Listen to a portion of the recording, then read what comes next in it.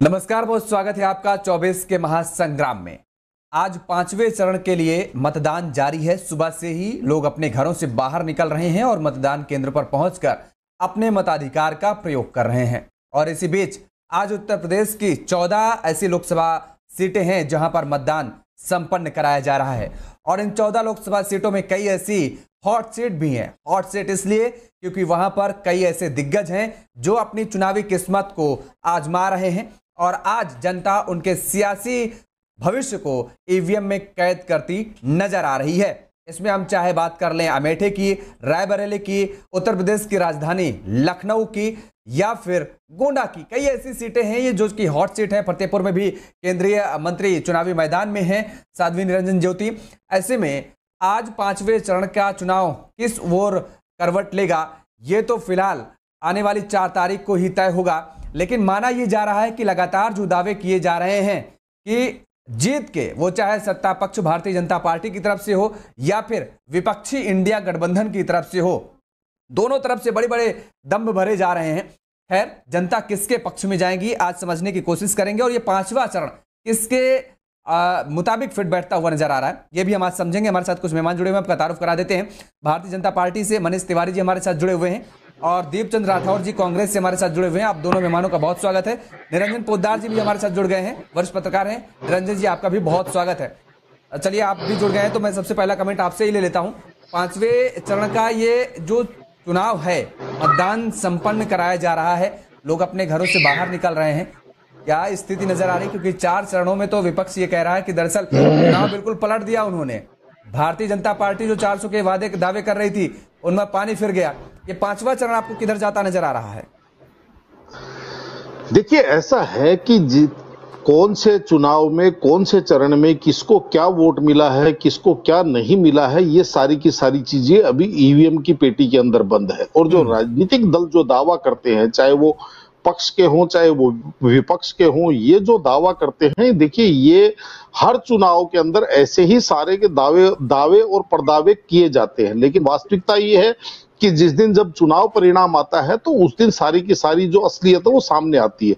और एक चीज और मैं आपकी जानकारी के लिए बता रहा हूं कि जिस तरीके से जो हम 5वें चरण की इस वाले चरण की बात कर रहे हैं, तो आप ये मान के चलिए कि अब ये 2024 का जो राजनीतिक महासमर है ये अपने अंतिम पायदान की तरफ आगे बढ़ रहा है। और ये जो 5वां चरण है, इसके अंदर जो 49 सीटों के ऊपर जो आज वोट डाले जा रहे हैं, कहीं ना कहीं मेरे हिसाब से भारतीय जनता पार्टी के लिए बहुत ज्यादा महत्वपूर्ण इसलिए बन जाता है क्योंकि भारतीय जनता पार्टी का पिछले चुनाव में इन सीटों के ऊपर स्ट्राइक रेट 80% से ज्यादा रहा था। तो इसको दोहराना एक अपने आप में एक बहुत बड़ी चुनौती मानी जाएगी, क्योंकि 80% का जो स्ट्राइक रेट होता है ये कोई सामान्य स्ट्राइक रेट नहीं होता है और उसको दोहराना एक समझ लीजिए बड़ी चुनौती होती है। और दूसरी तरफ जो विपक्ष है उसके पास मेरे हिसाब से ज्यादा खोने के लिए कुछ नहीं है। अगर बात करें हम विशेष तौर पर कांग्रेस की, तो कांग्रेस के अंदर इसके अंदर केवल 1 सीट थी और जो बाकी 7 सीटें हैं वो अन्य के पास थी। तो कहने का तात्पर्य ये है कि ये जो इसके अंदर कांग्रेस के पास 5वें चरण के अंदर कुछ खास खोने के लिए नहीं है, लेकिन भारतीय जनता पार्टी के लिए बड़ी चुनौती है। चुनौती इसलिए मैं कह रहा हूं कि पिछले प्रदर्शन को दोहराना। और अब रही बात दावों की और प्रतिदावों की, तो आपको यह भी चीज समझनी चाहिए कि जो अगर मैं पिछले 10 वर्षों का चुनाव का विश्लेषण कर रहा हूं, इससे पहले मैं कलम से विश्लेषण करता था, अब मैं टीवी से और आप लोगों के माध्यम से विश्लेषण कर रहा हूं। पिछले 10 वर्षों का जब मैं चुनाव का विश्लेषण करता हूं और लगभग समझ लीजिए 58 चुनावों को मैं देख रहा हूं, तो आप ये देख लीजिए कि हर एक चुनाव के अंदर तमाम राजनीतिक पार्टियां अपने अपने जीत के दावे करती हैं और कदाचित इससे बड़े ही दावे होते हैं, छोटे दावे नहीं होते हैं। इसका उदाहरण, प्रत्यक्ष उदाहरण आपने अभी ज्यादा दिन नहीं गए हैं, 3 दिसंबर को जो रिजल्ट आए थे, 5 राज्यों के जो चुनाव परिणाम आए थे, उससे पहले भी कदाचित ऐसे ही दावे किए जा रहे थे। लेकिन परिणाम आने के बाद में मेरा तो एक ही निवेदन है तमाम राजनीतिक दलों से कि परिणाम आने के बाद में सारी चीजों को देख समझ करके और जनादेश का कम से कम सम्मान करें, क्योंकि उसके बाद में जिस तरीके से ये केन प्रकरण और ये जिस तरीके की जो अगले बगले की जो बातें करना चालू कर देते हैं, ये मेरा ये मानना है कहीं ना कहीं जनादेश का अपमान होता है कि वो ईवीएम से जीत गए या वो बदमाशी से जीत गए या वो बेईमानी हो गई या चुनाव आयोग ने गड़बड़ कर दी। तो ये सारी की सारी चीजें तमाम राजनीतिक दलों को मैं कह रहा हूं इसके अंदर ये कहें कि हाँ ठीक है, हमारी रणनीतियां थी, हमारी रणनीतियां थी, हमारे मुद्दे थे, जनता तक हम नहीं कनेक्ट कर पाए, जनता तक हम नहीं पहुंचा पाए, चाहे वो सत्ता पक्ष हो और चाहे वो विपक्ष हो, और वो उसको कहे कि जनता का जो जनादेश है वो हमारे सिर माथे पे। बस मेरा आपके माध्यम से यही निवेदन है। मनीष तिवारी जी, देखिए कांग्रेस के पास खोने के लिए तो कुछ है नहीं, पाने के लिए पूरा आकाश खाली है। जितनी भी अपनी उड़ान कांग्रेस भर सकती वो भरेगी। एक सीट मैच केवल रायबरेली इस 5वें चरण में कांग्रेस के खाते में 2019 के लोकसभा चुनाव में गई थी, लेकिन आपका जो स्ट्राइक रेट 80% लगभग था, उसको दोहरा पाना ये बड़ी चुनौती आपके लिए है।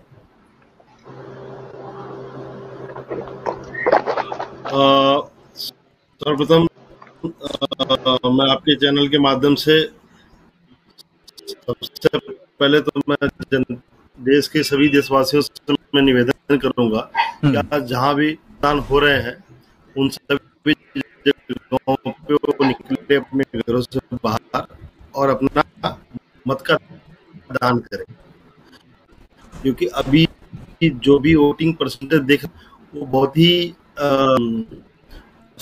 और जिस तरीके से वोटिंग गिर उसके हिसाब से कहूंगा कि लोग हो सकता है आपकी वजह से हो सकता है हुआ हो और साल से बढ़ना चाहिए, जो कि अभी वर्तमान में अभी पिछले 4 चरणों में देखा गया है उससे काफी ज्यादा ये है। और रही बात हमारे स्ट्राइक रेट की, तो मैं पहली बात साधुवाद देता हूँ कि जो भी विश्लेषक होते हैं वो बिल्कुल सही होते हैं, किसी पक्षधार पार्टी को लेके या विपक्ष पार्टी को लेके नहीं होता है। वो एक जो समाज के दृष्टिकोण से जो बातें होती हैं वो उसको तो ये हमारा स्ट्राइक रेट 80% के ऊपर था 2019 में। अभी मैं आपको बता दूं कि जो दो स्टेट है यूपी और महाराष्ट्र, ये जो 2 स्टेट आज के डेट में 38 सीटें महाराष्ट्र में आती है, दोनों मिला के 128 है।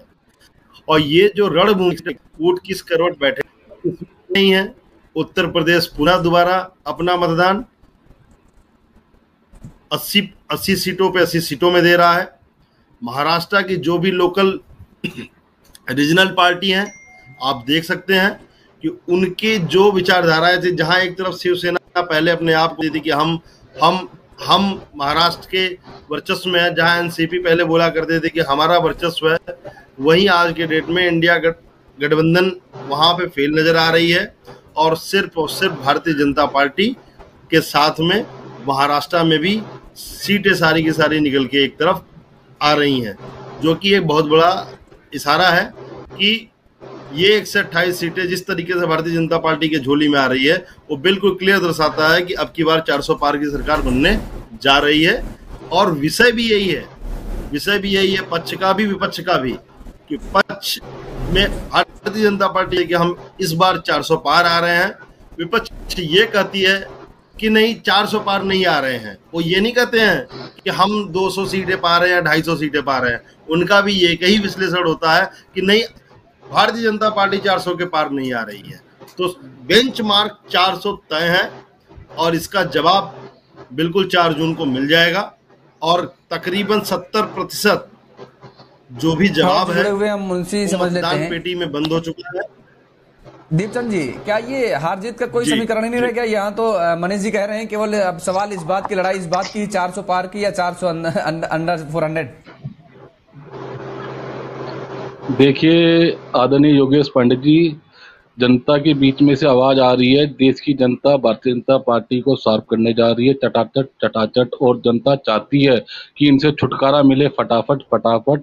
इसलिए जनता वोट का बटन मशीन पर दबा रही है खटाखट।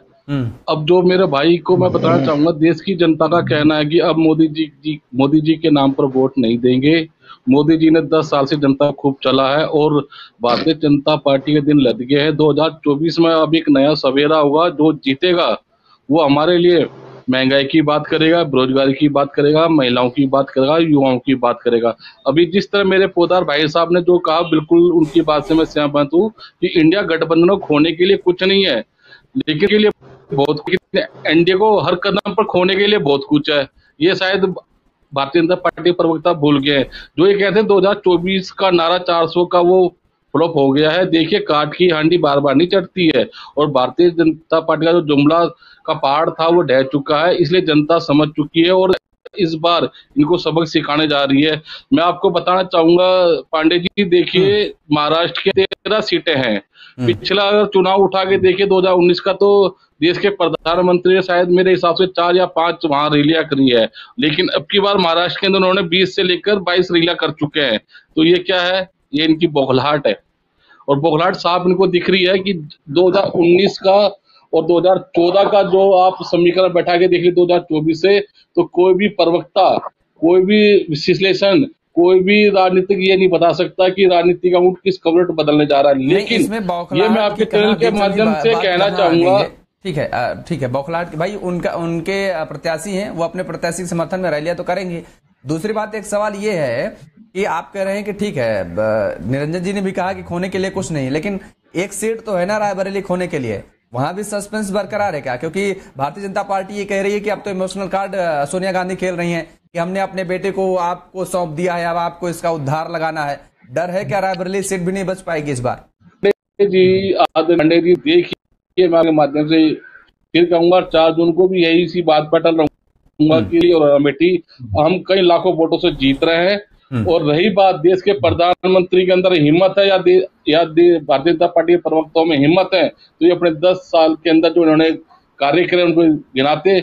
आप विकसित भारत और आत्मनिर्भर की तो बात जरूर करते हो, लेकिन उसको आप अमल नहीं करते हो। मैं आपसे पूछना चाहूंगा, अगर देश के प्रधानमंत्री ने कोई कार्य किया हो तो बताइए। आज तो वो मंगलसूत्र पे उतरे आए हैं, पहले वो हमारे मैनिफेस्टो पे उतरे आए थे, फिर दूसरे चरण में भैंस पे उतरे आए थे, फिर अब देखा अंडानी के ऊपर। देखिए, अगर ये देश के प्रधानमंत्री की ये उपलब्धि हो चुकी है कि वो किसी भी अपना एक स्टैंड पर कायम नहीं है, वो हर चुनाव के अंदर हर मतलब वो अभी छठे चुनाव में देखिए पता नहीं कौन सी राजनीति लेकर आ जाएंगे देश के प्रधानमंत्री, उनका कोई स्टैंड नहीं है। अगर मैं भारतीय जनता पार्टी के प्रवक्ता से पूछना चाहूंगा, अगर आप इतने ही अच्छे हो तो आप अच्छे दिन पर चुनाव क्यों नहीं मांगते वोट? आप स्मार्ट सिटी बनाने का जो वादा करा था उसके ऊपर आप वोट क्यों नहीं मांगते हो? आपने कहा था काला धन वापस लेकर आएंगे, उसके ऊपर आप वोट क्यों नहीं मांगते हो? आप विकसित भारत और आत्मनिर्भर की तो बात करते हो, लेकिन उस पर वोट नहीं मांगते हो। आप वोट किस पे मांगते हो? देश के प्रधानमंत्री और देश के प्रवक्ता जब कभी भी देश के प्रधानमंत्री किसी सार्वजनिक मंच से बोलते हैं तो सांप्रदायिक फैलाने का और ध्रुवीकरण फैलाने का काम करते हैं, क्योंकि तो मंगलसूत्र लेकर जाते हैं। आपका जवाब मैं ले लेता हूं मनीष जी से, उसके बाद निरंजन जी के पास आता हूं। मनीष जी, आप जिन मुद्दों को लेकर के आए थे 19 में कि आप ये काम करेंगे, उन कामों को लेकर के आप गिनाते हैं, अपनी बड़ी बड़ी उपलब्धियां भी बताते हैं कि हमने ये उपलब्धि अचीव की है, तो फिर उन उपलब्धियों पर आप वोट क्यों नहीं मांगते जनता के बीच में? देखिए, हमारे भाई ने बोला, पहली बात की हिम्मत की बात की और इन्होंने काम की बात किया, 2 शब्द इनके बड़े अच्छे लगे हमें। मैं इन्हें बताना चाहता हूं कि काम के बारे में अगर हम काम गिनाना शुरू करें तो भी शायद सुबह से लेकर शाम हो जाए, काम आप गिन नहीं पाओगे। तब भी मैं आपको जो है कुछ अरे हमें नहीं गिनाइए, जनता के बीच में आपको गिनाना है, हमारे बीच में थोड़े ना गिनाना है, जनता के बीच में आप गिना करके उनसे जनता से वोट मांगना है आपको ना। आप बात को समझिए। हाँ। हमें काम इन्हें गिनाना है, जनता तो लाभार्थी है। हाँ। जनता तो लाभार्थी है और लाभार्थी होने के नाते उन्होंने देश को विकसित देश पुनः रहे हैं और माननीय प्रधानमंत्री जी को 400 पार करा रहे हैं, तो उन्हें थोड़ी गिनाना है, गिनाना तो इन्हें है, इन्हें गिनाना है, इन्हें नहीं पता है ये क्या करते हैं। गिनाने के लिए तो आप प्रेस कॉन्फ्रेंस करते हैं। महाराष्ट्र में 20 रैली नहीं करते देश के प्रधानमंत्री, 20 रैली नहीं करते। आपको शहजादे पे नहीं आते, आप मंगलसूत्र पे नहीं आते, आप मैनिफेस्टो पे नहीं आते, आप 2 भैंस लेके नहीं आते। आप एक भैंस आपको भी हम दे देंगे 4 जून को, उस मुद्दों पे आना चाहिए। मुद्दे आपके पास है नहीं है। भारतीय जनता पार्टी एक भी मुद्दा बता दीजिए। महंगाई पे आप बात नहीं करना चाहते, बेरोजगारी पे आप बात नहीं करना चाहते, मैनिफेस्टो पे आप बात करोगे, 80 बेनाम की राजनीति आप करोगे, हिंदू मुसलमान की राजनीति आप करोगे। अरे मुझे शर्म आती है, देश के प्रधानमंत्री 10 साल तक शासन करा है, तो उनको अपने देश के शासन काल के अंदर अपना बताना चाहिए कि मैंने ये कार्य करे हैं। आप देश के प्रधानमंत्री में हिम्मत है तो 10 साल के शासन कार्यकाल के ऊपर वोट मांगिए ना। किसने मना करा आपको? मैं आपको ना अवगत कराना चाहता हूँ, जिस विषय पे बात करना चाहेंगे हम उसी विषय पे बात करेंगे। चलिए हम कांग्रेस की बात कर लेते हैं, कांग्रेस की मैनिफेस्टो की बात कर लेते हैं। आपने मैनिफेस्टो बनाया हुआ है जिसमें आपने अल्पसंख्यक को विदेश में जाकर पढ़ने लिखने की छूट दी है, उनके खर्चे को आप सब वहन करने की बात करते हो, आरक्षण का विरोध करते हो एक तरफ की। नहीं, अरे भाई साहब, अल्पसंख्यक के अंदर सिख भी आता है, ईसाई भी आता है, ये आपको नहीं पता? फारसी भी आता है, एक मुसलमान कास्ट नहीं आती है, आप लोगों को नहीं पता। ये आपके जितने प्रवक्ता या तो पढ़ लिख कर आया करिए या आपको एक चिट्ठी दे दीजिए करिए।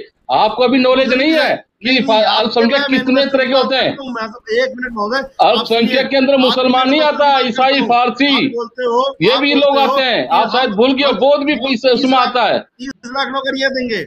अब तक क्या किया आपने? आपने 2 करोड़ नौकरी दी क्या?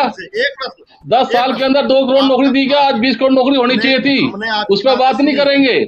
आपने 15 लाख करोड़ हर लाख रुपए देंगे, दिए क्या आपने? आपने तो किसानों की आय दुगनी करने की बात करी थी। कितनी किसानों की आई है? आज 22 रुपए मात्र किसानों की आई है। काला धन लाने की आपने बात की थी, कहाँ गया काला धन?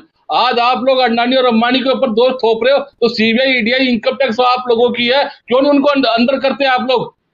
करिए, आप में हिम्मत है तो। सम्मान निधि योजना के बारे में अगर नहीं पता है तो ये आपकी गलती है। किसान सम्मान निधि योजना, अरे प्रभु, मुझे पता है किसान सम्मान निधि के ऊपर आपने 18 लगा दिया किसानों को, करोड़ों के ऊपर क्या 6 रुपए दे रहे हो, तो आप एहसान कर रहे हो क्या? आप 22 लाल किला पे चढ़कर झंडा उतार के 16 लाख करोड़ रुपए तो आप कर्ज माफ कर देते हो, और किसानों की आय आप दुगनी नहीं करते हो, एमएसपी गारंटी लागू नहीं करते हो आप लोग। आप खालिस्तान की बात करते हो, आप गो भक्त राष्ट्रभक्त बनते हो, 250 करोड़ का चंदा उनसे खा लेते हो, ये आपका राष्ट्रभक्त है। आप मुद्दे नहीं है आपके पास। आपका अगर मैं मुद्दे कहाँ लगूं तो आपको उधेड़ दूंगा मुद्दे के ऊपर ही।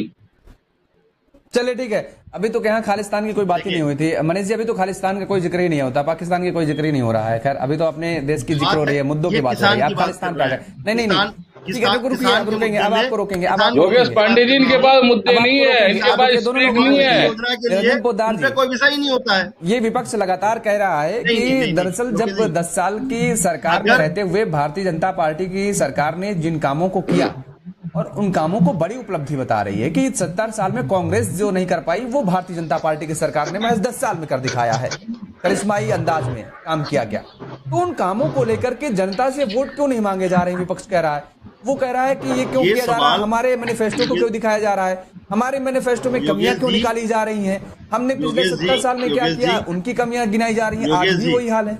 योगेश जी, ये सवाल जी योगेश मनीष जी आपके पास आएंगे, एक सेकंड मनीष जी आपके पास आएंगे। ये सवाल निरंजन पोद्दार जी से है, निरंजन पोद्दार जी बेहतर तरीके से आपको भी समझा पाएंगे। अरे पहले एक बार सुन लो, आप इनकी सुन लो योगेश जी, सुन लो इनकी, सुन लो। हाँ बोलिए। हम जनता के बीच में अपने कामों को लेकर हैं, हम अपने कामों को ही गिनाते हैं। ये गलत तरीके से लोगों के बीच में अपने मैनिफेस्टो के विचार को लेके आते हैं। ये कहते हैं कि हम 1 लाख रुपए जो है कि हर महिलाओं के खाते में डालेंगे। ये कहते हैं कि हम अल्पसंख्यक को विदेश में जो है कि पढ़ने लिखने की शिक्षा दीक्षा की बात करते हैं। ये कहते हैं कि हम देश का बजट हमारा 35,000 करोड़ के लमसम है, 45,000 करोड़ का ये अपना मैनिफेस्टो बनाते हैं। तो ये सवाल के कटघरे में खुद खड़े होते हैं और ये सवाल हमसे करते हैं। विषय ये है, हम कहते हैं अपना काम गिनाया, तो कहते हैं हमें आपका काम सुनना नहीं है। आप उसके लाभार्थी हो, आपने न जाने कितने काम के बारे में आपने सुना नहीं। 3 तलाक का कानून लाया, आप उससे खुश नहीं है। सर्जिकल स्ट्राइक कराया, आप उससे खुश नहीं है। जम्मू कश्मीर से हमने 370 धारा हटाया, आप उससे खुश नहीं है। सीए का विरोध आपने किया, क्या हमारे हिंदू भाई, इस भाई, सिख ईसाई भाई जो हमारे देश में हमारे अपने आए हैं, चलिए ठीक है, आ गई आपकी बात। अब आपने थोड़ा सा जिक्र कर दिया, उस पर मैं थोड़ा सा प्रकाश डाल दूं, सम्मान निधि योजना से थोड़ा सा प्रकाश डाल दूं, ताकि उस पर भी निरंजन पोद्दार जी और बेहतर तरीके से समझा पाएंगे। ठीक है, नहीं सारी बातों से खुश है, और विपक्ष बिल्कुल खुश नहीं है। अगर विपक्ष खुश होता तो कमियां क्यों निकालता? अरे नहीं खुश है मनीष जी, नहीं खुश है। अगर खुश होता तो क्यों कमियां निकालता? अब रुकिए, आपने कहा धारा 370 हटाया, बहुत अच्छी बात है, देश स्वागत कर रहा है, सभी स्वागत कर रहे हैं, लेकिन आपने जहां ये बड़ा काम किया हम भी स्वागत कर रहे हैं, हम भी बहुत खुश हैं, हम तो बिल्कुल कह रहे हैं बहुत अच्छा काम किया आपने, वहीं पर आप चुनाव नहीं लड़ रहे हैं जहां पर आपने ये शानदार काम किया। अरे सुनिए ना, अब आप आएंगे आपके पास, उसके पहले निरंजन जी चुनाव नहीं लड़ेंगे, योगेश पांडे जी पास आते हैं। जहां पर आपने ये काम किया वहीं पर आप चुनाव नहीं लड़ रहे हैं। जम्मू कश्मीर में कितनी सीटों पर चुनाव लड़े हैं वो आपको पता है। दूसरी बात, आज 10 साल आपकी सरकार हो गई है। निरंजन जी तो बेहतर तरीके से जानते होंगे, जब आप जम्मू रीजन में पहुंच जाएंगे ना, जम्मू क्षेत्र में, तो आपका यहाँ का जो सिम होगा आपका मोबाइल, वो काम करना बंद कर देगा साहब, वो काम करना बंद कर देगा। हम कह रहे हैं कि हम पीओके लेके रहेंगे, पीओके हमारा था, है, रहेगा, लेकिन हम जम्मू कश्मीर में नेटवर्किंग व्यवस्था आज तक न दे पाए अपनी। चलिए आप छोड़ दीजिए प्राइवेट कंपनी की, लिमिटेड कंपनियों की, बीएसएनएल तो सरकारी है। आप एक काम ये तो कर सकते थे कि बीएसएनएल उपभोक्ता जितने हैं जम्मू में जाएं, चाहे दिल्ली में रहें, लखनऊ में रहें, पश्चिम बंगाल में रहें, सारे सिम चलेंगे, बंद नहीं होंगे। लेकिन नहीं साहब, आपको जम्मू पहुंचना है तो नया सिम लेना है, या फिर आपको पोस्टपेड सिम आपका होना चाहिए। और कितने पोस्टपेड कनेक्शन आज की डेट में है आम नागरिक, और कितने माता वैष्णो के दर्शन करने जाते हैं, कौन से लोग, वो हम जानते हैं, सब जानते हैं। ठीक है, आपके पास आएंगे, पहले निरंजन पोद्दार जी का कमेंट लेते हैं। पोद्दार जी, सियासत चल रही है जी, लगातार ये कहा जा रहा है कि अपने कामों को नहीं गिनाया जाता है, दूसरे के कमियों को गिनाया जाता है, कमियों को देखकर ही जनता के बीच में गलतफहमियां डालने का काम किया जाता है और उसी के जरिए वोट बटोरने का काम किया जाता है। क्या देख रहे हैं आप? देखिए योगेश जी, जो वर्तमान जो चुनावी प्रक्रिया है, यानी कि एक जिसको कहते हैं हमारे यहाँ राजनीति, यानी कि जिस नीति से राज प्राप्त होता है वो नीति राजनीति। और राजनीति के अंदर देखिए साम दाम दंड भेद सारी चीजें चलती है। और आप इस चीज को मान के चलिए कि कोई भी चतुर व्यक्ति की चतुराई उसी में होती है कि जब वो जिस चीज के ऊपर उसको जीत हासिल होती हो, जिस चीज के ऊपर उसको सफलता हासिल हो, वो अगर उस तरीके से अगर कार्य को करता है तो उसी को चतुर खिलाड़ी माना जाता है। अब हम बात करें जिस तरीके से आपने सवाल किया कि भारतीय जनता पार्टी अपने कामों के ऊपर चुनाव क्यों नहीं लड़ रही, भारतीय जनता पार्टी इधर उधर के मुद्दे क्यों लाती है, ये सवाल तो देखिए सवाल विपक्ष का है। हाँ, मैं आप ही के माध्यम से सभी को जवाब दे रहा हूँ। हाँ, हमारे लिए माध्यम आप ही है ना, तो आप ही के माध्यम से सारी बात की जाएगी। हाँ, तो योगेश जी, मेरा कहने का तात्पर्य ये है कि इसके अंदर कोई भी पार्टी अछूती नहीं है। देखिए, कोई आदमी कहे कि भाई हम दूध के धुले हैं, मैं इस चीज को नहीं मानता, क्योंकि इस तरीके की जो बातें हैं वो हर एक पार्टी करती है। वो अलग बात है कि कोई पार्टी इस पक्ष की बात करती है, कोई पार्टी उस पक्ष की बात करती है, कोई पार्टी बहुसंख्यकों को लुभाने की बात करती है, कोई पार्टी अल्पसंख्यकों को लुभाने की बात करती है, कोई पार्टी जिसको कहते हैं कि एक सामाजिक समीकरण बनाने की बात करती है, अगड़ों की, पिछड़ों की, अनुसूचित जाति की, दलितों की, आदिवासियों की, इस तरीके से मिलाकर के ये सारी चीजें की जाती है। वास्तव में अगर राजनीति का शुद्धिकरण अगर आप मानते हैं तो राजनीति का शुद्धिकरण तो एक ही चीज होना चाहिए कि भाई जो भी व्यक्ति अंतिम पंक्ति में है, चाहे वो किसी भी जाति का है, किसी भी धर्म का है, किसी भी वर्ग का है, किसी भी क्षेत्र का है, सरकार उसके लिए कार्य करेगी। लेकिन यहां पे होता क्या है, हम अगड़ों के लिए काम, हम पिछड़ों के लिए काम करेंगे, हम इसके लिए काम करेंगे, हम दलितों के लिए काम करेंगे। अरे भाई, मुझे एक बात बताइए कि इसके अंदर सबसे जरूरी चीज ये है कि अगर कोई अगड़ी जाति में पैदा हुआ लेकिन आज की तारीख में अगर उसको 2 समय का भोजन नहीं मिल रहा है, तो मेरे हिसाब से सरकार को उसके लिए भी उतनी ही जिम्मेदारी लेनी चाहिए जितनी वो पिछड़ी जाति के लिए ले रहा है। लेकिन यहाँ पे जिस तरीके के कोई जातियों के आधार पे, वर्ग के आधार पे उस चीज को एक अपनी तरफ लुभाने का प्रयास किया जाता है। और सबसे बड़ी बात जो आपने पूछा या जो सवाल उठता है कि काम के आधार पे काम क्यों नहीं होता, तो देखिए मैं आपको स्पष्ट बता रहा हूं, हमारे यहां जो भारत की जो जनता है ये अलग मिट्टी की बनी हुई है और ये एक भावनात्मक चीजों से ज्यादा चलती है। आप ये चीज देखेंगे योगेश जी कि किसी व्यक्ति को आप 1000 का लाभ दे दीजिए, वो आपसे खुश होगा, लेकिन किसी व्यक्ति को आप 1000 का लाभ दे दीजिए और उसकी किसी जाति को गाली दे दीजिए, वो 1000 रुपए को ज्यादा महत्व नहीं देगा, बल्कि वो आपसे लड़ जाएगा कि आप मेरी जाति को गाली क्यों दे रहे हो। यानी कि व्यक्तिगत लाभ से ज्यादा वो भावना को महत्व देता है।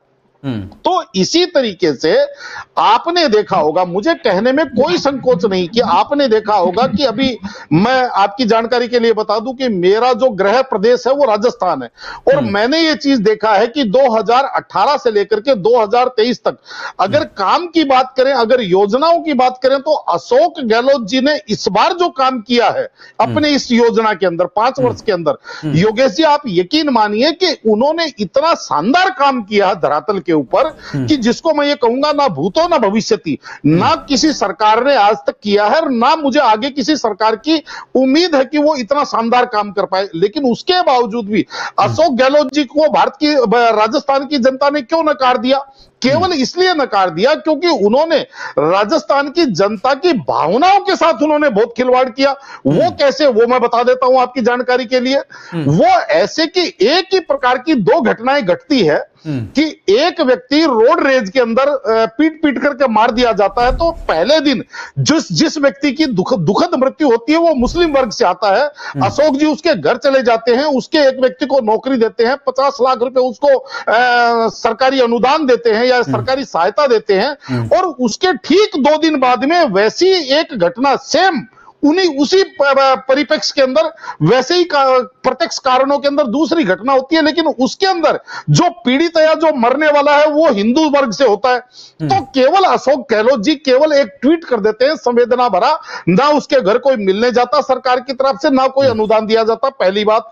दूसरी बात, अशोक गहलोत जी राजस्थान की महिलाओं को रोक रोक करके उनको उनके घूंघट अपने हाथों से उठाते हैं कि अब आप पर्दा प्रथा से बाहर आइए, अब आप जो है विकसित भारत का अंग बनिए, अब आप मॉडर्न नारी बनिए, अब आप भारत की शक्ति बनिए, ये कहकर के उनको पर्दा प्रथा से, रूढ़िवादिता से बाहर लाने की बात करते हैं। लेकिन उसी टाइम जब उनका ये अभियान चल रहा होता है, उसी टाइम कर्नाटक से एक चिंगारी उठती है हिजाब के मामले की, नकाब के मामले की, बुर्के के मामले की। तो उसमें अशोक गहलोत जी कूद पड़ते हैं। वो कहते हैं नहीं नहीं, बुर्का तो होना ही चाहिए, हिजाब तो होना ही चाहिए। तो क्या है, जनता को यह चीज स्पष्ट हो गई कि भाई ये जो व्यक्ति है ये तुष्टीकरण की पराकाष्ठा कर रहा है। तो उस तुष्टीकरण से किसी की व्यक्तिगत रूप से किसी का नुकसान हुआ हो, लाभ हुआ हो, वो अलग मैटर है। लेकिन जो भावनाएं जो लोगों की आहत हुई, उन भावनाओं की वजह से जनता ने उनके काम को भी नकार दिया, और उनके काम के नकारने के बावजूद उनको सरकार से बाहर कर दिया और 70 सीटों पर समेट के धर दिया। तो मेरा कहने का तात्पर्य यह है कि भारतीय जनता पार्टी और भारतीय जनता पार्टी के रणनीतिकार इतने चतुर हैं कि वो अपने काम को भी प्रस्तुत करते हैं, जनता की भावनाओं को भी समझते हैं और उन्हें भावनाओं को भी कैश करते हैं। जबकि कांग्रेस अब यह बात कह सकती है कि नहीं जी हम ऐसी गंदी राजनीति नहीं करते। भाई साहब, यही आकर के आप सबसे बड़ी गलती करते हो, क्योंकि जैसी जो लड़ाई होती है आपको वैसी लड़ाई आपको भी लड़नी पड़ेगी। एक समय था जब दुनिया के अंदर लड़ाइयां पत्थर से, लाठी से, डंडों से, तलवारों से लड़ी जाती थी। आज जमाना जब मिसाइलों का और AK-47 का आ गया। अगर आज भी आप लाठी बाटा लेकर के जाएंगे और कहेंगे हम पाकिस्तान से या दुश्मन देश से लड़ाई जीत लेंगे, तो मेरे हिसाब से आपकी बड़ी गलती है। तो जमाने के हिसाब से कांग्रेस अपने आप को सुधार नहीं रही। वाली कांग्रेस को तो अब तो सोशल वॉर का दौर जारी होने वाला है, सोशल वॉर शुरू होने वाला है। अब तो उसको तो और हाईटेक होने की जरूरत, मुझे लगता है उसको और पहले बीजेपी से भी पहले हाईटेक हो जाना चाहिए। मेरे से पूछ रहे हैं आप? हाँ, आपसे नहीं, कांग्रेस के लिए आपकी सलाह यही होनी चाहिए, क्या होनी चाहिए? देखिए योगेश जी, लड़ाई का अपना एक तरीका होता है, लड़ाई का अपने एक धर्म होता है। अगर कांग्रेस को मैं सलाह देना जाऊंगा तो मेरे हिसाब से कांग्रेस का मैं कोप का भाजन बन जाऊंगा। क्यों? क्योंकि जिस कांग्रेस को, मैं थोड़ा सा प्रसंग को अलग ले जा रहा हूं, जिस कांग्रेस को केजरीवाल जी ने दिल्ली में निगल लिया, केजरीवाल जी ने पंजाब में निगल लिया, आज मुझे एक बात बताइए, स्वाति मालीवाल के मुद्दे के ऊपर कांग्रेस, मेरा यह सलाह है कि कांग्रेस के रणनीतिकार अगर सही होते, स्वाति मालीवाल के मुद्दे पे कांग्रेस इस समय अरविंद केजरीवाल को गठबंधन से उठा करके बाहर करती। इनको अगर ये उम्मीद है कि हम 3 सीटों पर लड़ रहे हैं, हमारे 300 सीटों का नुकसान हो जाए, मेरे हिसाब से बहुत बड़ी गलती है। बल्कि इनको इन 3 सीटों से ज्यादा इनको लाभ मिलता पंजाब की 13 सीटों पे, क्योंकि वहां 13 सीटों पे ये केजरीवाल के सामने लड़ रहे हैं, आम आदमी पार्टी के सामने लड़ रहे हैं। और आपको गारंटी से लिख के दे रहा हूं, अगर इस मुद्दे पे कांग्रेस केजरीवाल को गठबंधन से बाहर कर देती तो दोबारा से 1 साल बाद में जो दिल्ली के अंदर चुनाव होने वाला है, वो चुनाव भारतीय जनता पार्टी और कांग्रेस के बीच में होता। लेकिन कांग्रेस की तो नीतियां और रणनीतियां कौन बनाता है, ये तो कांग्रेस जानती है या परमात्मा जानता है। देखिए, हमारे बस की बात तो है नहीं। चलिए, दीपचंद्र जी बता देंगे। दीपचंद्र जी, देखिए तुष्टीकरण की राजनीति का किस तरीके से उदाहरण दिया यहाँ पर निरंजन पोद्दार जी ने कि राजस्थान सरकार का भी उन्होंने जिक्र किया कि काम की भी उन्होंने सराहना की, तारीफ की कि काम बहुत शानदार किए गए, लेकिन उस बीच तुष्टीकरण किस तरीके से किया गया वो भी। और जब राज्य का ये हाल है तो भारतीय जनता पार्टी यही तो आप पर आरोप लगाती है, केंद्र की ये नीति है जो राज्य में चलाई जा रही है और राज्य उसको अपना रहा है।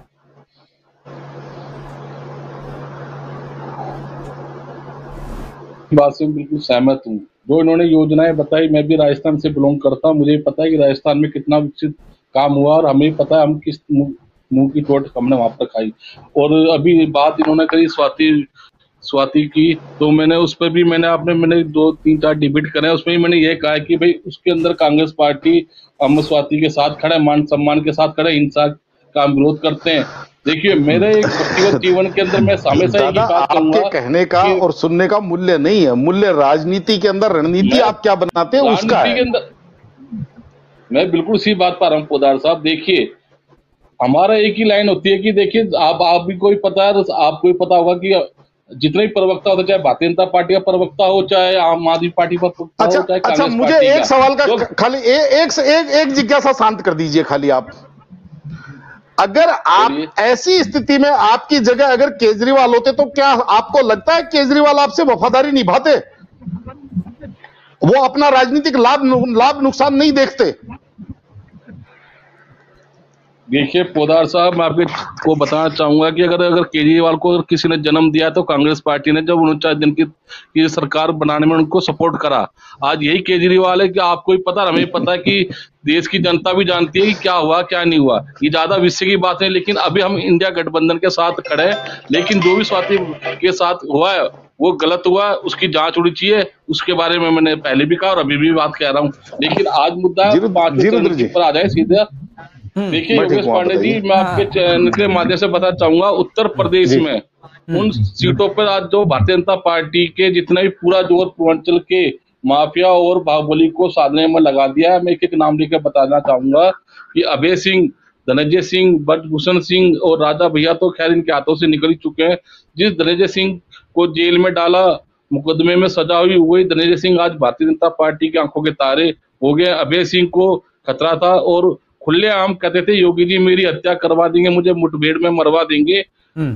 आज उनको पुलिस सुरक्षा दी जा रही है। तो ये क्या खेल है? ये भारतीय जनता की बौखलाहट है। और अमित और भारतीय जनता पार्टी के प्रवक्ता को बताना चाहूंगा, तो इसमें आप कह रहे हो ना विकास, आत्मनिर्भर भारत की जो बात कर रहे हो, तो स्मृति ईरानी ने गोद लिया था गांव सुजानपुर के अंदर सरकारी योजनाओं की जो रफ्तार इतनी धीमी है साहब कि हर घर जल योजना के तहत टूटियां तो लगी है लेकिन उसमें पानी नहीं गया है। और जो आप अभी कहते हैं ना उज्ज्वल योजना है शौचालय की, इसमें आप बताइए अगर कोई काम करा होता तो आपको वोट देती। लेकिन देश की जनता समझ चुकी है 10 सालों के अंदर कि देश के प्रधानमंत्री जुमलेबाज हैं, झूठा है, प्रचार झूठे करते हैं। और इस बार आपको 2024 से 4 जून को देश की जनता अलविदा करने जा रही है। और मेरी शुभकामनाएं आपके साथ है। और आप और योगेश पांडे जी हम इस चैनल पे दोबारा इसी मुद्दे पर रहेंगे, क्योंकि देखिए विकास, मैं तो चैनल के माध्यम से ये कहूंगा, तो वोट बैंक होना चाहिए, वो विकास के ऊपर वोट होना चाहिए, ना कि तुष्टीकरण सांप्रदाय के ऊपर वोट नहीं होना चाहिए। आप 80 बेनाम की राजनीति भारतीय जनता पार्टी करती है, तुष्टीकरण की राजनीति भारतीय जनता पार्टी करती है। कभी जीन्ना को ले आ जाती है, कभी पाकिस्तान को ले आती है, कभी मुर्गे को लेकर आ जाती है, कभी मछली को लेकर आ जाती है। ये आपकी राजनीति और नीति और दिशा है। हम तो विकास की बात कर रहे हैं, हम महंगाई की बात करते हैं, हम बेरोजगारी की बात करते हैं। हम आपसे पूछ रहे हैं कि 2 करोड़ युवाओं को रोजगार देने का जो वादा करा था आपने 10 साल में कितनों लोगों को, युवाओं को रोजगार दिया और कितनों को देंगे? आप वो नहीं बता पा रहे हो। हम तो ये बता रहे हैं कि जैसी हमारी सरकार आएगी तो हम 30 लाख युवाओं को रोजगार देंगे। आप बताइए आप कितने को रोजगार देंगे? आप बता नहीं पा रहे कितने को रोजगार देंगे। और हमारी जब सरकार आएगी हर महिलाओं को 1 लाख रुपए उनके अकाउंट में देंगे। सुन तो लीजिए, मैं बता रहा हूं। लेकिन आप जो 35,000 करोड़ का जो देश का बजट है, उसके सामने जो कांग्रेस ने अपने मैनिफेस्टो में 45,000 करोड़ का बजट लाया है, ये जो सरप्लस अमाउंट आप लेके आए हो अपने बजट में, वो 10,000 करोड़ से 15,000 करोड़ का, वो कहां से ले आओगे आप? आलू डाल के सोना बनाएंगे हम? अरे भाई साहब, ये आलू डाल के सोना उगाने वाली तो ये स्कीम प्रधानमंत्री की है, ये रहने दीजिए आप, ठीक है ना। और रही बात, अगर आपके अंदर हिम्मत होती, देश के प्रधानमंत्री में हिम्मत होती, तो 22 उद्योगपतियों का 16 लाख करोड़ रुपए कर्ज माफ नहीं करते आप लोग। आपको शर्म आनी चाहिए। आप किसानों की बात करनी तो दूर छोड़िए, आप उद्योगपतियों के साथ बैठ गए, आप देश के जो विभाजन, देश को तोड़ने की बात कर रहे हैं, आप उनके साथ सपोर्ट कर रहे हैं। आप एमएसपी की बात क्यों नहीं कर रहे? आप किसानों की दुगनी आय की बात क्यों नहीं कर रहे? आप बताइए, आप पेपर लीक की बात आप क्यों नहीं कर रहे? आप 2 करोड़ योजना को दोगे, उस पर बात नहीं करोगे आप? ये किसने कहा था आलू से सोना निकालने के लिए? देश के प्रधानमंत्री के लिए। और आप लोगों ने उसी कटिंग को चलाकर देश के अंदर गुमराह करने के लिए जो कोशिश करी है। अब कोई भी कांग्रेस पार्टी का प्रवक्ता आपको नहीं सुनेगा। देश की जनता समझ चुकी है कि देश के प्रधानमंत्री सबसे बड़े झूठे, जुमलेबाज, प्रचार और कायर हैं। वो देश के मुद्दे पर बात नहीं करना चाहते। जब कोर्ट ने कहा है कि देश के प्रधानमंत्री में हिम्मत है, तो आइए कोर्ट, आप डिबेट करिए। हमारे देश के, हमारे राहुल गांधी जी तैयार हैं, देश के प्रधानमंत्री तैयार क्यों नहीं है, ये भी बता दीजिए आप। डिबेट करने के लिए जब सुप्रीम कोर्ट ने आपको चैलेंज करा है ना, कि जो आप मुद्दे लेके आ रहे हो, तो चैलेंज स्वीकार करिए। आप क्या करो, आप क्या पूछना चाहते हो, क्या कहना चाहते हो? मैं एक सवाल पूछा, उसका जवाब नहीं दे रहे हो आप। ये जो अतिरिक्त बजट बना के मैं आपसे पूछ रहा हूँ, सुप्रीम कोर्ट के अंदर देश के प्रधानमंत्री को बुलाया गया, डिबेट के लिए क्यों नहीं आ रहे वो? हमारे नेता राहुल गांधी तैयार हैं। आप बताइए कब डिबेट करवाना है, तारीख आप तय करिए, बताइए। आप उस पर आप डिबेट नहीं करना चाहते हो? मुद्दा ये है, ये बात आप बस भटकाने का मुद्दा करते हो, गुमराहने की बात करते हो। कौन बोला आपको ये बात? जहां पे सारे चोर देश के एक साथ इंडिया गठबंधन के नाम पे इकट्ठे हो गए हैं, जहां आपकी पूरी तख्त हिला के रख दिया सोनिया गांधी जी का, कांग्रेस का, अजीत पवार कौन था? साथ ही साथ पंजाब से पवार कौन था? देश के प्रधानमंत्री का कि 700 करोड़ रुपए का से घोटाला है, वही आज आपकी गोद के अंदर बैठा है, महाराष्ट्र के अंदर मुख्यमंत्री है। आज यही केजरीवाल कौन था? आज वही आपके साथ बैठा हुआ है। जितने भी घोटाले बाद से सारे वासी मशीन से धुलकर सूत हो गए हैं। लेकिन आप मुद्दे पर बात नहीं करोगे तिवारी साहब, आपके पास मुद्दे नहीं है, आप खाली 80 बेनाम की राजनीति करोगे। और उन्होंने गठबंधन करने से मना कर दिया, और पूर्ण बहुमत से सरकार चुनाव जीत कर वापस आती है। आपको घी दूध में से मक्खी की तरह निकाल के बाहर फेंक दिया। लेकिन आपकी ऐसी क्या मजबूरी है कि आज आप फिर भी चपके हुए हो मक्खी की तरह, फिर भी चपके हुए हो? आपकी क्या मजबूरी है कि आप शिंदे गुट को क्यों नहीं बाहर कर रहे हो? आपके अंदर हिम्मत है, शिंदे गुट को बाहर करिए ना। आप अजीत पवार को क्यों बाहर क्यों नहीं कर रहे? आपके अंदर क्या लालच है? आप बताइए, आप बताइए ना। आप अहमद विश्वास को क्यों पकड़ रखा? आप लालच है तो क्यों उसको बाहर करिए, आप अपने घटक दल से बाहर करिए। आप अगर खुद बाहर नहीं हो पा रहे हो, आप दूसरों पे एलिगेशन लगा रहे हो, ये कैसा सवाल है? ये सवालों का जवाब दिया जाता है, सवालों से बचा नहीं जाता। भूषण को तो आप बाहर नहीं कर पाए, जिसने देश की बेटियों ने टीवी चैनल पर कहा कि इन्होंने शोषण करा है, आज दूसरी बात में बैठ के घुमा रहे हो, उसको तो आप बाहर नहीं कर पाए। आपको पता नहीं है, चुनाव नहीं लड़ रहे हैं। यही केजरीवाल जी बल्कि ये कहते फिर रहे हैं लोगों से कि आप जो है इंडिया गठबंधन को जिताइए, नहीं तो मैं 6 जून को मैं जेल से बाहर नहीं आ पाऊंगा। आप सबसे ये निवेदन है। चोरी करने के बाद भी, जेल में जाने के बाद भी इंसान ये निवेदन करता है कि महागठबंधन इंडिया गठबंधन को आप 2 जून को मुझे जेल नहीं जाना पड़ेगा, ये अरविंद केजरीवाल ने कहा है कि अगर आप लोग मतदान करेंगे। नहीं है, ठीक है, खैर निरंजन, ठीक है, निरंजन पोद्दार जी, उन्होंने ये भी बोला है कि मुझे जेल से बाहर निकालने के लिए इंडिया गठबंधन को जिताइए। आज का ये न्यूज है, आज का इंडिया आज तक चैनल पे आया है, उनका स्टेटमेंट है कि आप हमें इंडिया, ठीक है मनीष जी, आप ठीक है 6 जून नहीं 2 जून को उनको बाहर आऊंगा।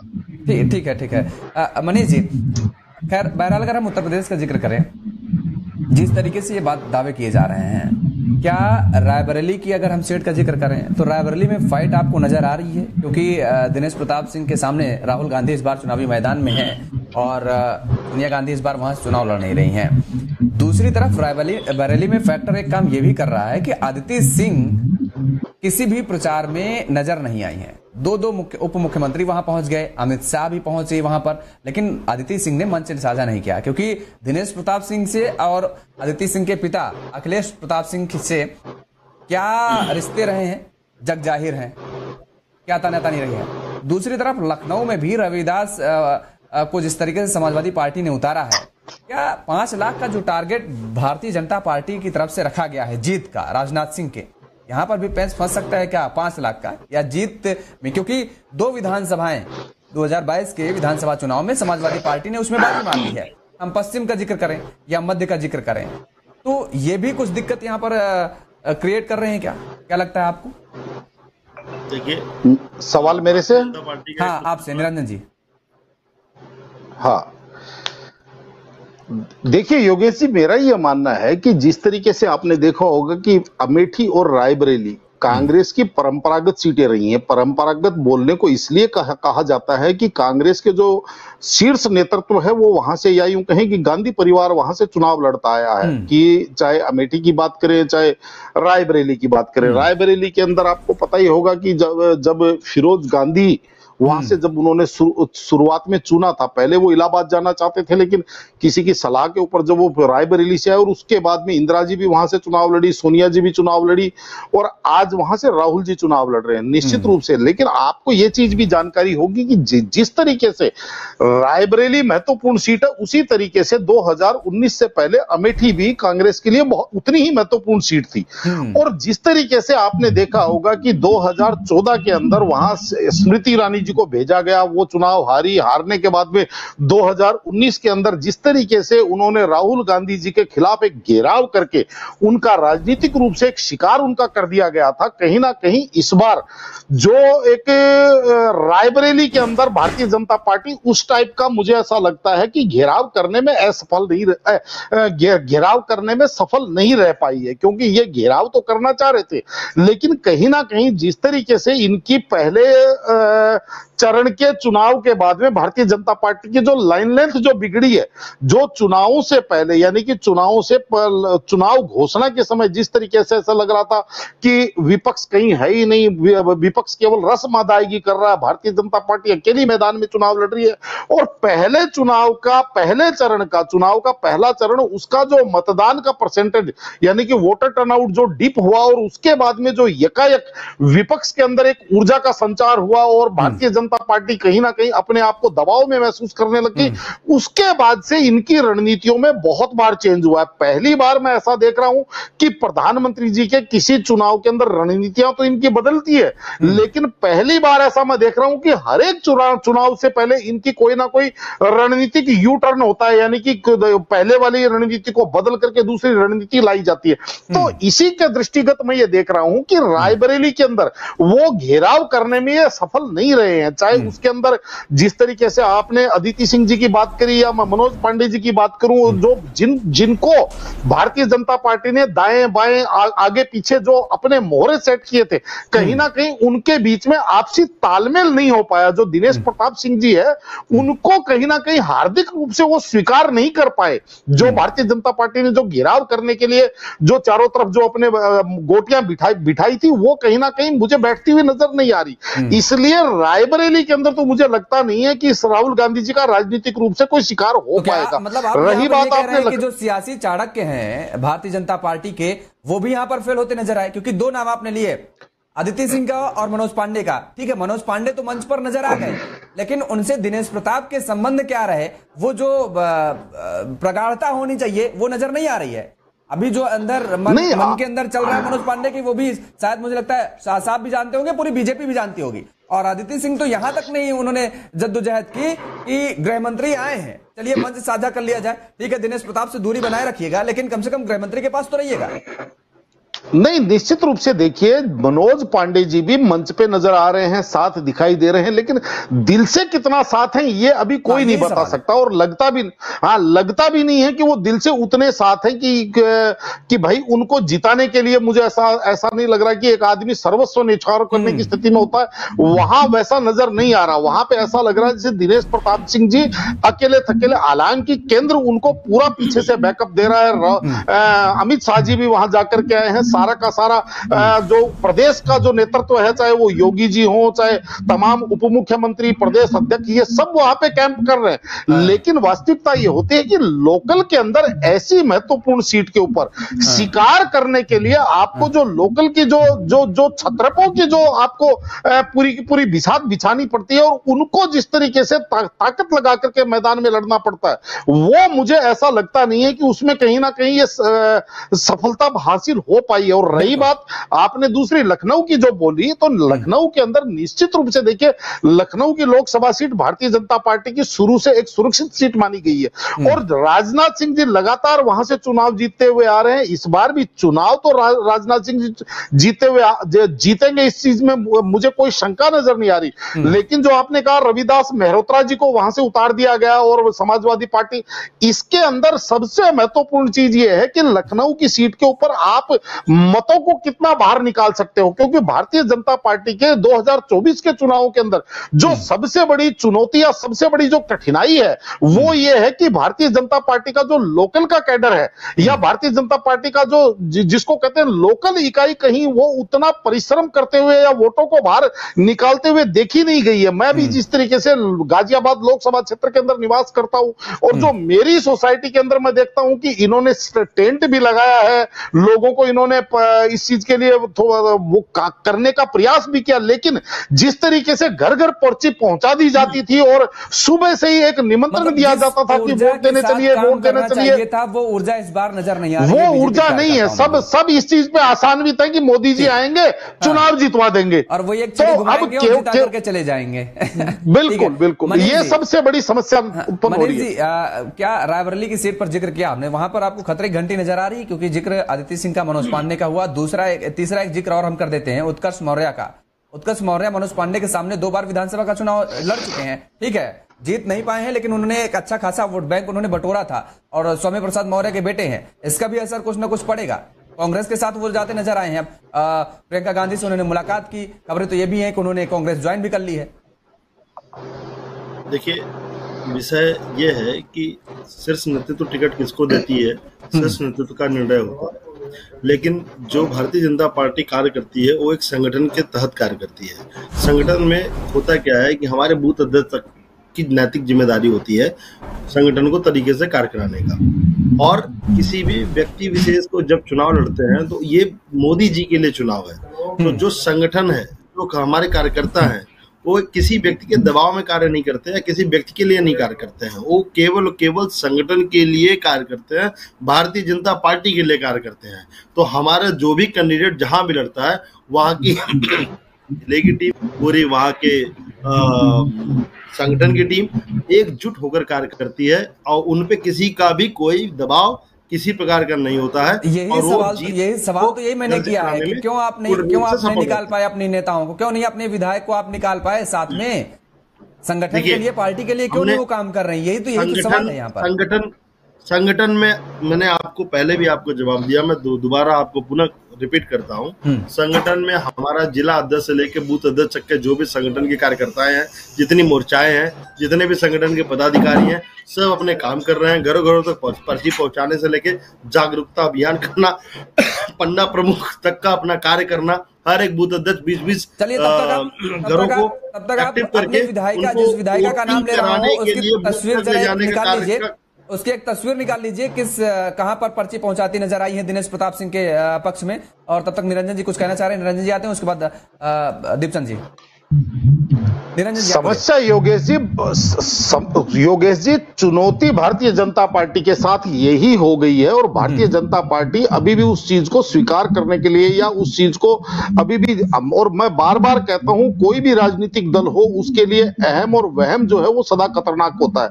और यही गलती जो कांग्रेस किया करती थी, आज भारतीय जनता पार्टी के जितने भी प्रवक्ता है, जितने भी जो पार्टी के रणनीतिकार है, उनसे बोलेंगे तो वो यही जो अभी इन्होंने जो बात रिपीट करी, हमारा संगठन चुनाव लड़ता है, एक मंडल के पास होता है, उसके बाद पन्ना प्रमुख होता है, अरे भाई ये सब चीजें हमें पता है। लेकिन इस बार जो योगेश जी भारतीय जनता पार्टी के लिए सबसे बड़ा जो समस्या का कारण बन गया है, जो पार्टी भी के शीर्ष नेता भी इस बात को समझ रहे होंगे कि इस बार जो भारतीय जनता पार्टी इन चुनावों का जो केंद्रीयकरण करना चाह रही थी, यानी कि सेंट्रल पोजीशन पे इन चुनावों को लाना चाह रही थी, उनके बजाय भारतीय जनता पार्टी की जीती हुई 303 सीटों में से लगभग 150 सीटें ऐसी हैं जिनका स्थानीयकरण हो गया है, केंद्रीयकरण की बजाय कैंडिडेट टू कैंडिडेट चुनाव हो गया। और जब कैंडिडेट टू कैंडिडेट चुनाव होगा, जो ये कह रहे हैं कि वोट मोदी जी के लिए पड़ता है। अगर वोट मोदी जी के लिए पड़ता तो केंद्रीयकरण चुनाव मानते उसको, तो कहीं ना कहीं भारतीय जनता पार्टी लाभान्वित होगी। लेकिन अब यहां पे जब वोट कैंडिडेट टू कैंडिडेट यानी कि B2B अगर वोट पड़ता है तो कहीं ना कहीं भारतीय जनता पार्टी के लिए थोड़ा सा मेरे हिसाब से इसके अंदर चिंता का सबब होना चाहिए। लेकिन अभी भी कोई स्वीकार नहीं करे तो देखिए उसका तो कुछ कहा नहीं जा सकता नहीं है, और इसी का खामियाजा उठाना भी पड़ता है इन राजनीतिक दलों को। दीपचंद जी, आपको कितना आप आश्वस्त हैं, कितना कि भारतीय जनता पार्टी की जो थोड़ी बहुत अंदरूनी कला है कुछ सीटों पर, उसका कितना लाभ आपको मिलता नजर आएगा, कितना फायदा उठाएंगे आप? देखिए पांडे जी, पहली बात तो अमेठी और रायबरेली हम कई लाखों वोटों से जीतने जा रहे हैं। आपके चैनल के माध्यम से बताना चाहूंगा, जो स्मृति ईरानी को जो ख्याति मिली थी कि राहुल गांधी जी को उन्होंने हराया है, वही आज स्मृति ईरानी केएल शर्मा के सामने तो लड़ रही है। लेकिन अब वो क्या कह रही है जनता के बीच में कि यहाँ से प्रियंका गांधी चुनाव लड़ रही है, केएल शर्मा चुनाव नहीं लड़ रहे हैं। ये बौखलाहट है आज स्मृति ईरानी की, क्योंकि उनको एक छोटे से कार्यकर्ता से चुनाव लड़ने की इच्छा जाहिर नहीं है। वो तो गांधी परिवार से चुनाव लड़ना चाहते थे। यही हमारे संगठन है, देखिए हमारी पार्टी के अंदर छोटे से छोटे कार्यकर्ता को भी टिकट दिया जाता है। और केएल शर्मा बहुत पुराने व्यक्ति हैं, उनको अमेठी में भी और रायबरेली के अंदर मानस जानते हैं और वो उन चीजों से अच्छी तरह वाकिफ है। लेकिन स्मृति ईरानी की बौखलाहट देखिए, वो कह रही कि जी मुझे केएल शर्मा से चुनाव नहीं है, मेरा सीधा चुनाव प्रियंका गांधी से है। ये इनकी बौखलाहट है। चुनाव दोनों हारने जा रहे हैं। मैं आपके चैनल के माध्यम से कह रहा हूँ, ये हम कई लाखों वोटों से जीतेंगे। और रही खुदा साहब ने जो बात कही, मैं फिर से कहना चाहता हूँ कि इंडिया गठबंधन खोने के लिए कुछ नहीं है, लेकिन पाने के लिए अब की बार बहुत कुछ है। तो महाराष्ट्र के अंदर देखिए 13 सीटों तो इन्होंने 20 से 22 रैली कर केवल यही चीज कहते रहेंगे। उम्मीद है, पाने की उम्मीद भी है कि केवल कहते रहेंगे खोने के लिए कुछ नहीं, पाने के लिए बहुत कुछ है। पांडे जी बिल्कुल, मैं ठोक के कहना चाहता हूं कि अब की बार इंडिया गठबंधन की सरकार बनने जा रही है। 4 जून को देश के प्रधानमंत्री नहीं होंगे और इंडिया गठबंधन का प्रधानमंत्री 4 जून को तय हो जाएगा। कौन होगा ये भी बता दीजिए आज। ये इंडिया गठबंधन शीर्ष तो तय करेगा, जो आपके सामने क्लियर हो जाएगा। इसमें क्या है पांडे जी? अच्छा, अभी तय नहीं है, यही तो सवाल बीजेपी पूछती है।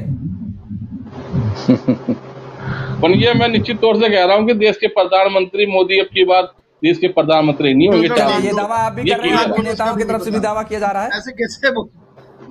मनीष जी, सॉरी मैं डिस्कनेक्ट हो गया था। हाँ ठीक है, बोलिए आप। मैं कह रहा हूँ दूल्हा कौन है उसका पता नहीं, ब्याह का निमंत्रण बांट दिया जी। ये कांग्रेस पार्टी है, ये ऐसे बता रहे हैं 28 गठबंधन के लोग हैं, पार्टियां हैं, जिसमें से इंडिया गठबंधन के नाम पे सभी जुड़ी भी नहीं है, पहली बात। और जो जुड़े हुए हैं वो भी केजरीवाल जी की बात करते हैं, जहां पे सीटें वो देते हैं। गठबंधन से हटके पंजाब में वो अपना चुनाव अपने तरीके से लड़ रहे हैं। केजरीवाल जी गठबंधन से हटके अपने हिसाब से पंजाब में चुनाव लड़ रहे हैं, गठबंधन का कोई लेना देना नहीं है। वहीं दिल्ली में कांग्रेस को अपने हिसाब से चला रहे हैं, और वही उनके लिए कांग्रेस, सोनिया गांधी जी जब केजरीवाल जी जेल में जाते हैं तो उनकी केजरीवाल जी की धर्मपत्नी के साथ में उनके साथ खड़ी मिलती है कि केजरीवाल को जेल से बाहर। ठीक है, ये तो इंडिया गठबंधन की रणनीति, यही तो इंडिया गठबंधन के नेता कहते हैं। लेकिन जो आपने एक बात कही, एक छोटा सा कमेंट निरंजन जी का ले लें क्योंकि समय का अभाव है, समय बहुत कम है। क्योंकि आपने एक बात कही कि दूल्हे का पता नहीं, निमंत्रण दे दिया बारात के लिए। निरंजन जी, ऐसा तो हमने भारतीय जनता पार्टी में देखा है, विधानसभा के चुनाव में दूल्हे का पता नहीं होता है और सेहरा भी तैयार होता है, सब कुछ तैयार होता है, घोड़ी भी तैयार होती है, निमंत्रण भी बांट दिया जाता है, तारीख भी तय हो जाती है और दूल्हा बाद में आता है अचानक से। नहीं, उसमें और योगेश जी इस दोनों चीजों के अंदर अंतर आपको समझना पड़ेगा। भारतीय जनता पार्टी जब विधानसभा चुनाव के अंदर चुनाव लड़ने जाती है तो वहां पे वो पार्टी एक पार्टी चुनाव लड़ती है, यानी कि भारतीय जनता पार्टी। ये तय होता है कि जो भी मुख्यमंत्री बनेगा वो भारतीय जनता पार्टी का नेता मुख्यमंत्री बनेगा। लेकिन यहाँ पे जो प्रश्न उठता है वो प्रश्न ये नहीं उठता है कि कौन व्यक्ति प्रधानमंत्री बनेगा, ये प्रश्न उठता है कौन सी पार्टी का नेता प्रधानमंत्री बनेगा। कांग्रेस का नेता प्रधानमंत्री बनेगा। हमने तो यही पढ़ा है कि मुख्यमंत्री कौन बनेगा, ये विधायक चुनेंगे कि उनका नेता कौन होगा। नहीं, प्रधानमंत्री कौन बनेगा, ये सांसद चुनेंगे कि उनका संसदीय दल का नेता कौन होगा।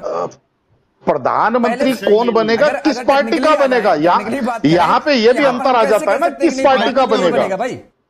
किस पार्टी का प्रधानमंत्री बनेगा। अब यह भी तो देखना पड़ेगा, क्योंकि झारखंड वाली स्थिति ना हो जाए ना कि जिस तरीके से एक निर्दलीय विधायक वहां का मुख्यमंत्री बन गया और जो 29 विधायकों की पार्टी उसको समर्थन करने लग गई, तो जनता ऐसा मुख्यमंत्री या ऐसा प्रधानमंत्री भी जनता नहीं चाहती ना।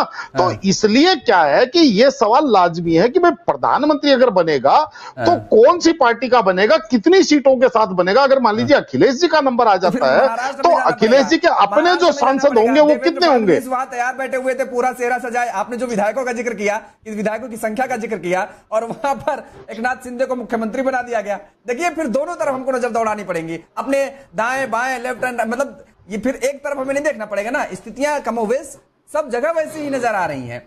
सियासत है, बहरहाल जनता किसके साथ जाएगी। 5वें चरण का आज मतदान जारी है और ये किसके पक्ष में बैठेगा ये आने वाला वक्त बताएगा। यानी 4 तारीख को ये तय हो जाएगा, 4 जून को। और किसकी सरकार बनेगी ये जब 7वें चरण के चुनाव संपन्न हो जाएंगे उसके बाद तय हो जाएगा 4 तारीख को। फिलहाल आप सभी मेहमानों का हमारे साथ जुड़ने के लिए बहुत बहुत शुक्रिया, बहुत धन्यवाद समय देने के लिए। तो लगातार लोग अपने घरों से बाहर निकल रहे हैं मतदान करने, अपने मताधिकार का प्रयोग करने। बड़ी संख्या में लोग मतदान करने के लिए इस बीच पहुंच रहे हैं, लेकिन परसेंटेज क्या होगा आज मतदान का, ये फिलहाल देखने वाली बात होगी। और ये चुनाव, ये पड़ाव किसके पक्ष में जाएगा ये भी देखने वाली बात होगी। पल पल की अपडेट के लिए आप देखते रहिए Daily 24 भारत। नमस्कार।